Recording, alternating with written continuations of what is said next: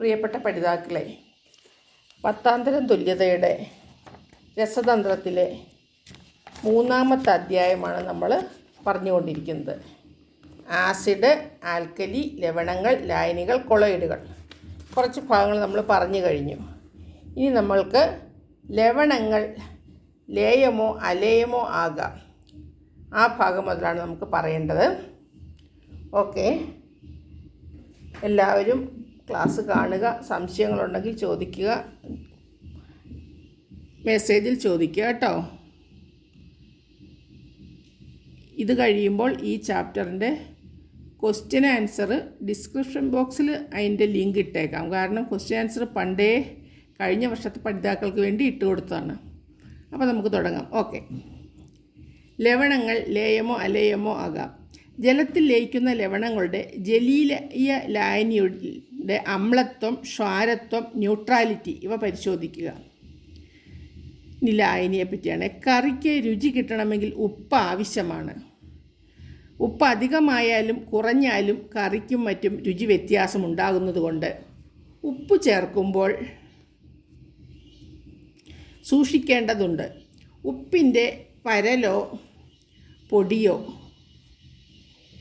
സൗകര്യത്തിന് വെള്ളത്തിലിട്ട് അലിയിച്ച് ഒരു കുപ്പിയിലോ ഭരണിയിലോ അടച്ചു വെക്കാറാണ് നമ്മുടെ പതിവ്. ഉപ്പ് വെള്ളത്തിലിട്ട് ഇളക്കിയാൽ ലയിച്ചു ചേരുന്നതായി കാണാം. ശുദ്ധജലത്തിന് പ്രത്യേകിച്ച് ഒരു രുചിയുമില്ല. നേരെ മറിച്ച് കൂടുതൽ ഉപ്പ് ലയിക്കും തോറും ഉപ്പ് രസം കൂടി വരുന്നതായി മനസ്സിലാക്കാം. ഇവിടെ 2 വസ്തുക്കളാണ് നാം തുടക്കത്തിലെ എടുത്തത്, വെള്ളവും ഉപ്പും. ഇവ കലർത്തിയപ്പോൾ ഉപ്പ് വെള്ളം ലഭിച്ചു. വെള്ളത്തിൽ ഉപ്പ് ലയിക്കുന്നു എന്ന് സാരം. അതിനാൽ വെള്ളം ലായകവും ഉപ്പ് ലീനവും ഉപ്പ് വെള്ളം ലായനിയുമാകുന്നു. അതായത് ഇപ്പോൾ ഉപ്പ് വെള്ളം എന്ന് പറയുന്നതിനകത്ത് ഉപ്പ് ഉപ്പ് ലീനവും വെള്ളം ലായകവും ഉപ്പ് വെള്ളം എന്ന് പറയുന്നത് ലായനി. ലായകം എന്ന് പറയുന്നത് ഏതോ ഒരു കാര്യം ലയിപ്പിക്കാൻ എടുക്കുന്നതിനെയാണ് ലായകം എന്ന് പറഞ്ഞത്. ഇപ്പോൾ വെള്ളമാണ് ഇവിടെ ലായകമായിട്ട് എടുക്കുന്നത്.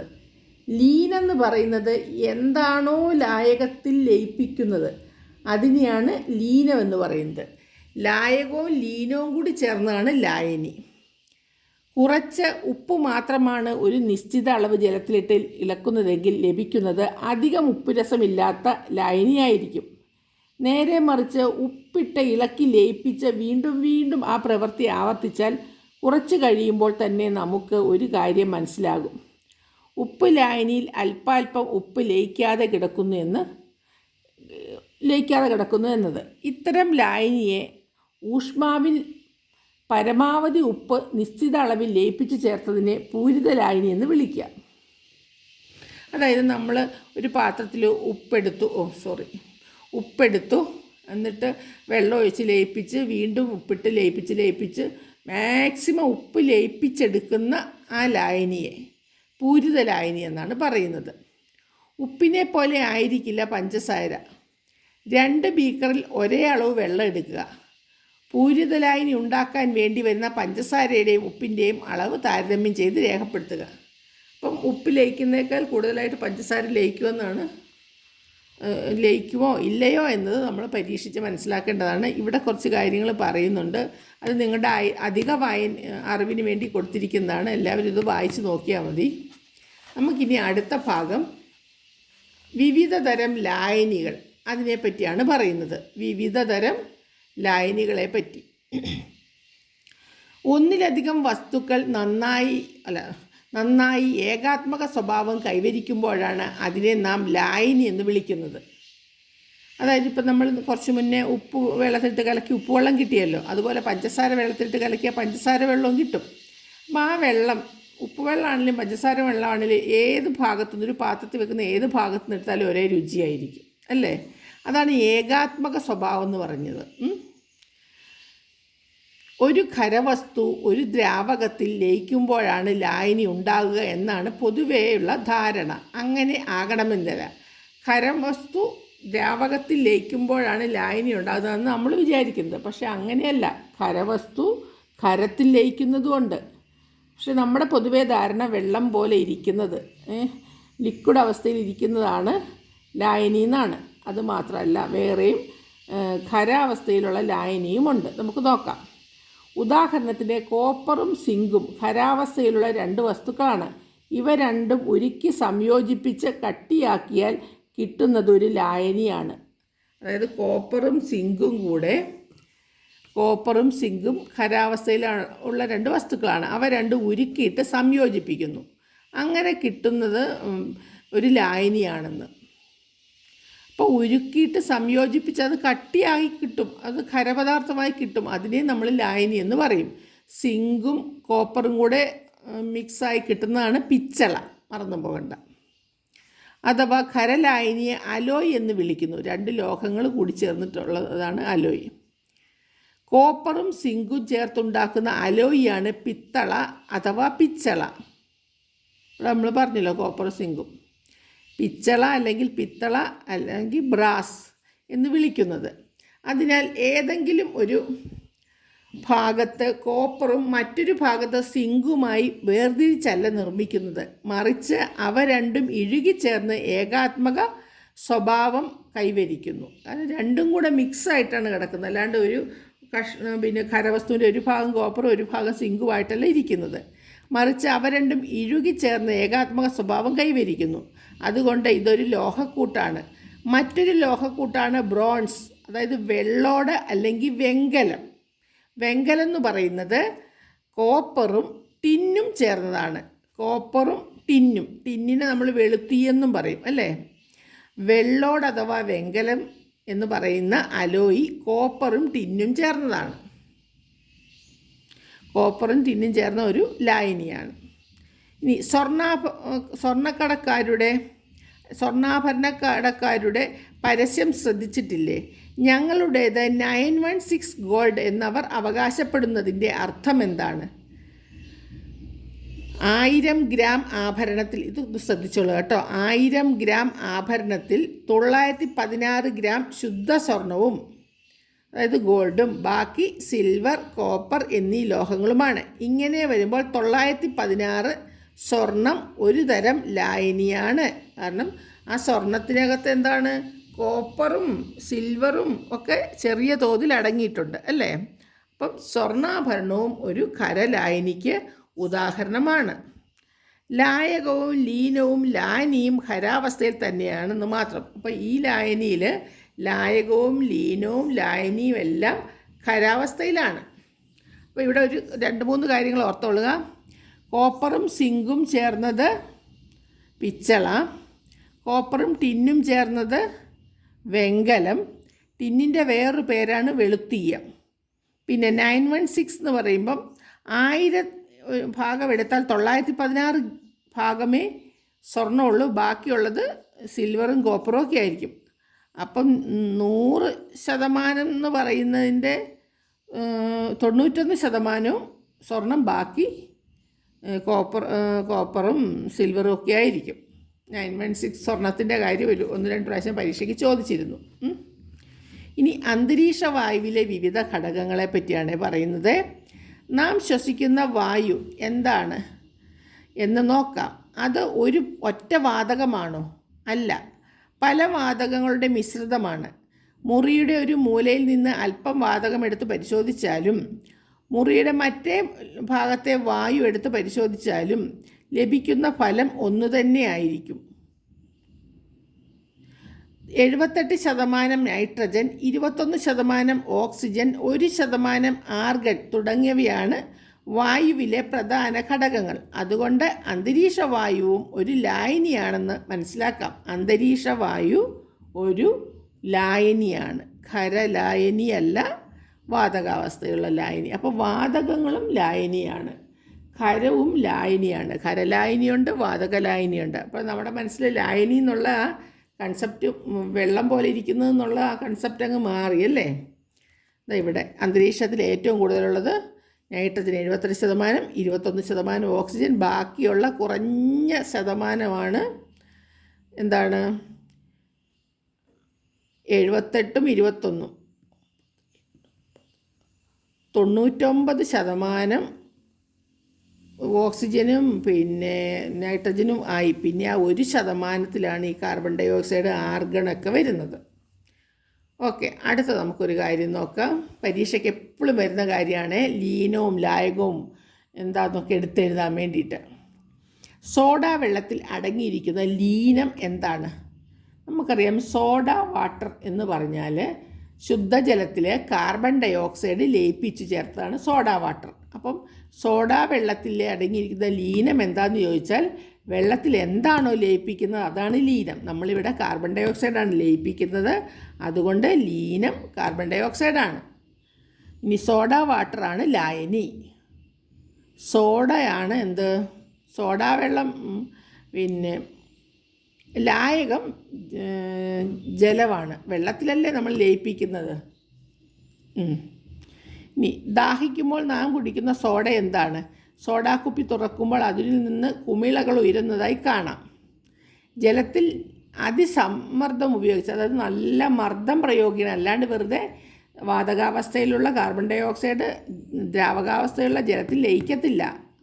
ജലത്തിൽ അതിസമ്മർദ്ദം ഉപയോഗിച്ച് കാർബൺ ഡൈ ഓക്സൈഡ് ലയിപ്പിച്ചാണ് സോഡാ വെള്ളം ഉണ്ടാക്കുന്നത്. സോഡാ വെള്ളവും ഒരു ലായനിയാണ് എന്ന് മനസ്സിലാക്കാം. ഇനി ഇവിടെ 3 കാര്യങ്ങൾ കൊടുത്തിട്ടുണ്ട്, 3 ലായനികൾ കൊടുത്തിട്ടുണ്ട്. അതിനകത്ത് ലീനവും ലായകവും കണ്ടുപിടിക്കണം. ഉപ്പുവെള്ളം ലായനിയാണ്, ഉപ്പുവെള്ളം. ലായകം ജലം, ലീനം ഉപ്പ്. ഇനി അടുത്തത് സോഡാ വെള്ളം. ലായകം ജലം, ലീനം കാർബൺ ഡൈ ഓക്സൈഡ്. പിന്നെ തുരിശു ലായനി, അതായത് കോപ്പർ സൾഫേറ്റിൻ്റെ ലായനി. ലായകം ജലം, ലീനം തുരിശ്. ഇനി പഞ്ചസാര വെള്ളം. ലായകം ജലം, ലീനം പഞ്ചസാര. ഇത് ഓർത്തിരുന്നുള്ളൂ കേട്ടോ. ഇതിലേതെങ്കിലും ഒക്കെ ചോദിക്കും, എപ്പോഴും ചോദിക്കുന്നതാണ്. ഏതെങ്കിലും ലായനി എന്നിട്ട് ലീനം എന്താണ്, ലായകം ഏതാണെന്നൊക്കെ ചോദിക്കും. ഇനി ഗാഢതയെപ്പറ്റി നമുക്ക് നോക്കാം. കൂടുതൽ ഉപ്പിടുമ്പോൾ ഉപ്പുവെള്ളത്തിൻ്റെ ഗാഢത കൂടുന്നു എന്ന് നാം മനസ്സിലാക്കിയാൽ 916 സ്വർണ്ണാഭരണത്തിൽ എത്ര അളവ് സ്വർണവും എത്ര അളവ് ലീനങ്ങളുമാണ് ഉള്ളതെന്നും നാം പഠിച്ചു. ശുദ്ധ സ്വർണത്തിൻ്റെ അളവ് കുറച്ച് കഴിഞ്ഞാൽ കിട്ടുന്നത് കോപ്പറിൻ്റെയും സിൽവറിൻ്റെയും ഗാഢത കൂടിയ സ്വർണമായിരിക്കുമെന്ന് മനസ്സിലാക്കി. നമുക്കറിയാം 1000 എടുക്കുമ്പോൾ 916 സ്വർണം ആയിരിക്കണം, അല്ലാണ്ട് 1000 എടുക്കുമ്പോൾ 500 സ്വർണം ബാക്കി കോപ്പർ സിങ്കു ആണെങ്കിൽ ആ സ്വർണം നമ്മുടെ 916 അല്ല കേട്ടോ. ഇനി കോപ്പറിൻ്റെയും സിൽവറിൻ്റെയും ഗാഢത കൂടിയ സ്വർണ്ണമായിരിക്കും എന്ന് മനസ്സിലാക്കി. എന്താണ് ഗാഢത? ഗാഢത എങ്ങനെ നിർവചിക്കാം? ഒരു നിശ്ചിത അളവ് ലായനിയിൽ എത്ര അളവ് ലീനം അടങ്ങിയിരിക്കുന്നു എന്നത് വച്ച് ഗാഢത നിർണ്ണയിക്കാം. ഒരു നിശ്ചിത അളവ് ലായനിയിൽ എത്ര അളവ് ലീനം അടങ്ങിയിരിക്കുന്നു എന്നത് വെച്ച് ഗാഢത നിർണ്ണയിക്കപ്പെടും. ഉദാഹരണത്തിന് 100 ഗ്രാം ലായനിയിൽ 10 ഗ്രാം ഉപ്പ് അടങ്ങിയിട്ടുണ്ട് എങ്കിൽ അതിനെ 10% ഉപ്പുവെള്ളം എന്ന് വിളിക്കാം. 10% ഉപ്പുവെള്ളം. 10 ഗ്രാം ആണെങ്കിൽ 100ന് 10 ആണെങ്കിൽ 10%. ഒരാൾ തയ്യാറാക്കിയ ഉപ്പുവെള്ളത്തിൻ്റെ ഗാഢത 15% ആണെന്ന് പറഞ്ഞാൽ അതിൻ്റെ അർത്ഥം എന്താണ്? 15 ഗ്രാം ഉപ്പാണ് 100 ഗ്രാം ലായനിയിലുള്ളതെന്ന് മനസ്സിലാക്കാം. 15% ഗാഢത എന്ന് പറയുമ്പം നമ്മളിപ്പോൾ 100 ഗ്രാം വെള്ളം അല്ലെങ്കിൽ 100 ml വെള്ളമാണ് എടുത്തെങ്കിൽ അതിനകത്ത് 15 ഗ്രാം ഉപ്പാണ് ഇട്ടത്. എന്നാൽ 200 ഗ്രാം വെള്ളം എടുത്താൽ നമ്മൾ 30 ഗ്രാം ഉപ്പിട്ടാൽ മാത്രമേ 15% ആകത്തുള്ളൂ. 100ന് ഇത്ര എന്ന് വെച്ചിട്ടാണ് നമ്മൾ ശതമാനം കാണുന്നത്. നിങ്ങളോട് ഒരു ഉപ്പ് ലായനി ഉണ്ടാക്കാൻ പറഞ്ഞാൽ ഓരോരുത്തരും ഉണ്ടാക്കുന്ന ഉപ്പ് ലായനിയിൽ അടങ്ങിയിരിക്കുന്ന ഉപ്പിൻ്റെയും വെള്ളത്തിൻ്റെയും അളവ് വ്യത്യസ്തമായിരിക്കാനാണ് സാധ്യത. അതുകൊണ്ട് തന്നെ അവയെല്ലാം ഉപ്പ് ലായനികളാണെങ്കിലും ഗാഢതയിൽ വ്യത്യസ്തത പുലർത്തുന്നുവെന്ന് സാരം. ഓരോരുത്തരും ഉപയോഗിച്ച ഉപ്പിൻ്റെയും ജലത്തിൻ്റെയും അളവ് വ്യത്യസ്തമായിരിക്കും എന്നതുകൊണ്ടാണ് ഇങ്ങനെ സംഭവിക്കുന്നത്. അതുകൊണ്ട് തന്നെ ഒരു ലായനി ഉണ്ടാക്കുമ്പോൾ ലായകത്തിൻ്റെയും ലീനത്തിൻ്റെയും അളവ് പ്രധാനമാണ്. ഇപ്പോൾ ഒരു ലായനി തയ്യാറാക്കാൻ നമ്മളോട് പറഞ്ഞാൽ എടുക്കുന്ന ലായകത്തിൻ്റെയും ലീനത്തിൻ്റെയും അളവ് പ്രധാന ഘടകമാണ്. ഒരു നിശ്ചിത അളവ് ലായനിയിൽ അടങ്ങിയിരിക്കുന്ന ലീനത്തിൻ്റെ അളവിനെയാണ് ഗാഢത എന്ന് വിളിക്കുന്നത്. അത് ഇമ്പോർട്ടൻ്റ് ആണ്. ഒരു നിശ്ചിത അളവ് ലായനിയിൽ അടങ്ങിയിരിക്കുന്ന ലീനത്തിൻ്റെ അളവിനെയാണ് എന്ത് പറയുന്നത്? ഗാഢത എന്ന് വിളിക്കുന്നത്. ഓക്കെ, ഒന്നാം അധ്യായത്തിൽ എന്താണ് മോൾ എന്ന് നാം പഠിച്ചു. മോൾ കൺസെപ്റ്റ് പഠിച്ച ഓർമ്മയുണ്ടല്ലോ അല്ലേ? മോൾ സങ്കല്പനം.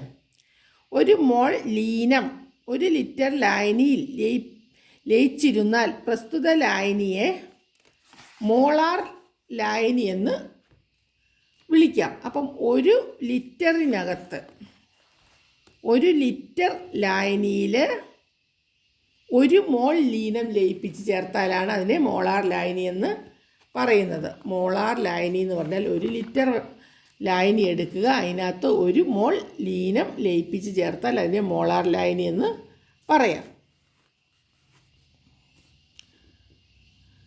അതുകൊണ്ട് തന്നെ 1 ലിറ്റർ ലായനിയിൽ എത്ര മോൾ ലീനം അടങ്ങിയിരിക്കുന്നു എന്നതാണ് ലായനിയുടെ മൊളാരിറ്റി എന്ന് മനസ്സിലാക്കാം. അപ്പോൾ 1 ലിറ്റർ വെള്ളത്തിൽ, അല്ലെ 1 ലിറ്റർ ലായനിയിൽ, വെള്ളമല്ല ലായനിയിൽ എത്ര മോൾ ലീനം അടങ്ങിയിട്ടുണ്ട് അതിനെയാണ് മൊളാരിറ്റി. അപ്പം നമ്മൾ മോളാർ ലായനിയും മൊളാരിറ്റിയും 2 പദങ്ങൾ അവിടെ പഠിച്ചു. മൊളാരിറ്റി എന്ന് മനസ്സിലാക്കാം. ഈ മൊളാരിറ്റി ചോദിച്ചിട്ടുണ്ട് കേട്ടോ. 1 ലിറ്റർ ലായനിയിൽ എത്ര മോൾ ലീനം അടങ്ങിയിരിക്കുന്നു എന്നതാണ് ലായനിയുടെ മൊളാരിറ്റി.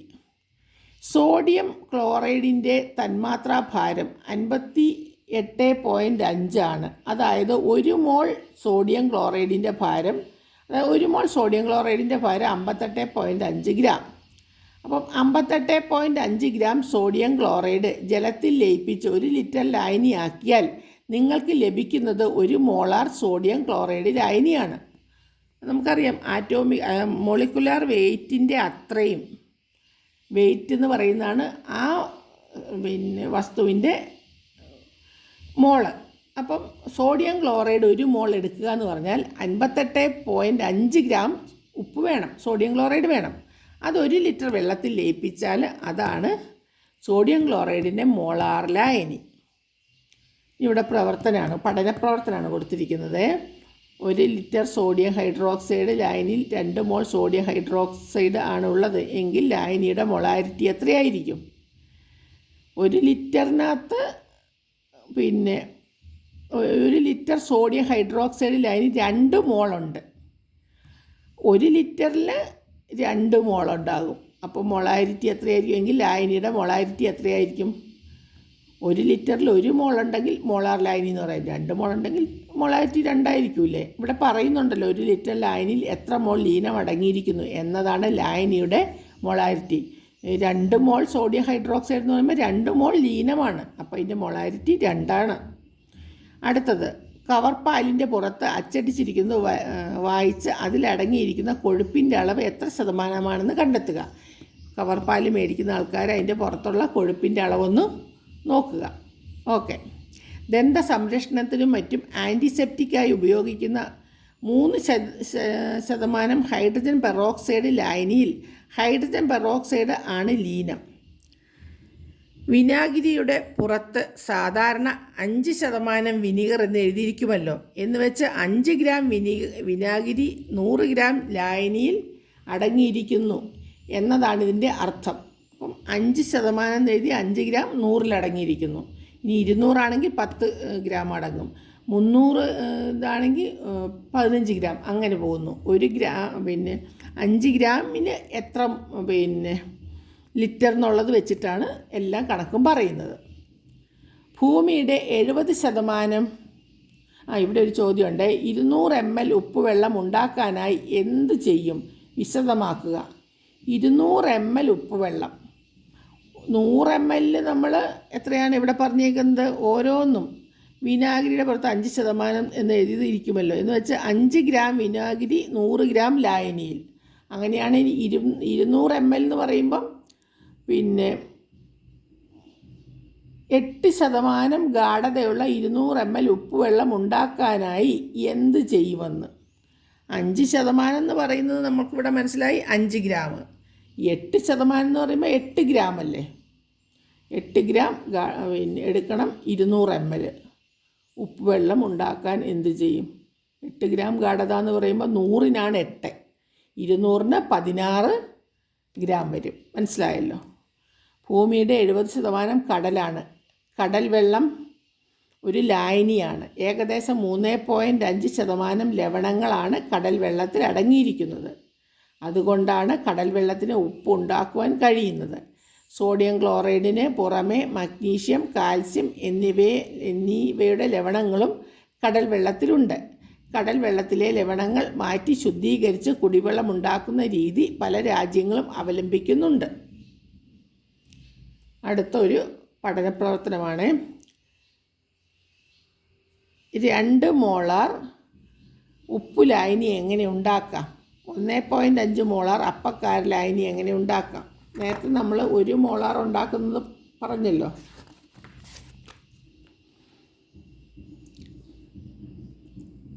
ഇവിടെ ഒന്നും കൂടെ ഞാൻ വായിച്ചു തരാം നിങ്ങൾക്ക് മനസ്സിലാകാൻ വേണ്ടിയിട്ട്. വിനാഗിരിയുടെ പുറത്ത് സാധാരണ 5% വിനീഗർ എന്ന് എഴുതിയിരിക്കുമല്ലോ. എന്ന് വെച്ചാൽ 5 ഗ്രാം വിനാഗിരി 100 ഗ്രാം ലായനിയിൽ. അങ്ങനെയാണ് ഇവിടെ 2 മോളാർ ഉപ്പ് ലായനി എന്ന് പറയുമ്പോൾ എങ്ങനെ ഉണ്ടാക്കാം എന്നാണ് പറയുന്നത്. 1 മോളാർ 100 ഗ്രാമിൽ 100 ml 100 ഗ്രാമോ എടുക്കുക. 2 മോളാർ തന്നെ 200 ml എടുക്കണം. ഇനി 1.5 മോളാർ അപ്പക്കാര ലായനി ഉണ്ടാക്കുന്നത് എങ്ങനെയാണെന്ന് ചോദിച്ചാൽ 1 മോളാർ എന്ന് പറയുമ്പം 100 ml, ആരാന്ന് പറയുമ്പോൾ 50, അപ്പം 150 ml-നകത്ത് ഒരു 1.5 മോളാർ അപ്പക്കാര ലായനി. മുറിവുണ്ടാക്കുന്ന ശരീരഭാഗവും നാസാദ്വാരങ്ങളും മറ്റും വൃത്തിയാക്കാൻ വേണ്ടത് 0.91% ഉപ്പു ലായനിയാണ്. ഇവിടെ W/V എന്നുദ്ദേശിക്കുന്നത് 0.91 gram sodium chloride 100 ml ലായനിയിൽ അടങ്ങിയിരിക്കുന്നു എന്നാണ്. ഇനി ഇവിടെ നിങ്ങൾക്ക് പരീക്ഷിക്കാമെന്ന് പറഞ്ഞ് കുറച്ച് കൊടുത്തിട്ടുണ്ട്. വേഗം ലയിക്കുമോയെന്ന്. സോപ്പ് കഷ്ണം പെട്ടെന്ന് ലയിക്കത്തില്ല, കറിയിപ്പ് പെട്ടെന്ന് ലയിക്കും, തുരിശിൽ ലയിക്കും. തേയില ലയിച്ചാലും ചണ്ടിയായിട്ട് ബാക്കി ഉണ്ടാകും, മൊത്തമായിട്ട് ലയിക്കത്തില്ല. ലയിക്കുമോ എന്ന് മാത്രമേ ചോദിച്ചിട്ടുള്ളൂ. വേഗം ലയിക്കില്ല എന്ന് പറയാം. കുരുമുളക് ലയിക്കത്തില്ല. വിനാഗിരി ലയിക്കും. മണ്ണും പെട്ടെന്ന് ലയിക്കില്ല, കുറച്ച് ലയിച്ചിട്ട് ബാക്കി അടിയിലിങ്ങനെ കിടക്കും. വെളിച്ചെണ്ണ ലയിക്കത്തില്ല. ഓക്കെ, ഇനി നമുക്ക് അടുത്ത കൊളോയിഡ് എന്ന് പറഞ്ഞൊരു കാര്യമാണ് പഠിക്കാനുള്ളത്. കൊളോയിഡുണ്ട്, വിവിധ തരം കൊളോയിഡുകൾ പഠിക്കണം. ഇന്ന് ഇപ്പോൾ 22 മിനിറ്റായി. Okay, thank you. ഇത്രയും മതി ഇന്ന്. അപ്പോൾ ഒരു കാര്യം എല്ലാവരും ശ്രദ്ധിക്കുക, നിങ്ങൾ ഈ ചാനൽ സബ്സ്ക്രൈബ് ചെയ്യാതെ കാണുന്നുണ്ടെങ്കിൽ സബ്സ്ക്രൈബ് ചെയ്യാൻ മറക്കരുത്. സബ്സ്ക്രൈബ് ചെയ്താൽ മാത്രമേ ഇനി ഞാൻ തുടർന്ന് വീഡിയോസ് ഇടും, അത് കിട്ടത്തുള്ളൂ നിങ്ങൾക്ക്. പിന്നെ നമ്മുടെ എക്സാം ഏകദേശം അടുത്ത് വരാനായിട്ടുണ്ട്. പലർക്കും പല സ്ഥലങ്ങളിലും പല സെൻറ്ററുകളിലും ക്ലാസ് ഒന്നും ആയിട്ടില്ല. അപ്പോൾ ഈ ക്ലാസ്സുകൾ കേൾക്കുകയാണെങ്കിൽ കുറച്ചും കൂടെ നന്നായിട്ട് മനസ്സിലാകും. ഇതിൻ്റെ ഡിസ്ക്രിപ്ഷൻ ബോക്സിൽ ഇതിൻ്റെ ക്വസ്റ്റ്യൻ ആൻസറുകൾ ഉണ്ടാകും. ഇനി ഡിസ്ക്രിപ്ഷൻ ബോക്സ് നോക്കണമെന്നില്ല, അത് നോക്കാൻ അതിനെപ്പറ്റി ധാരണയില്ലാത്ത ആൾക്കാർ എൻ്റെ ഈ ചാനലിൽ തന്നെ ആദ്യം ഇട്ട വീഡിയോസ് കാണുക.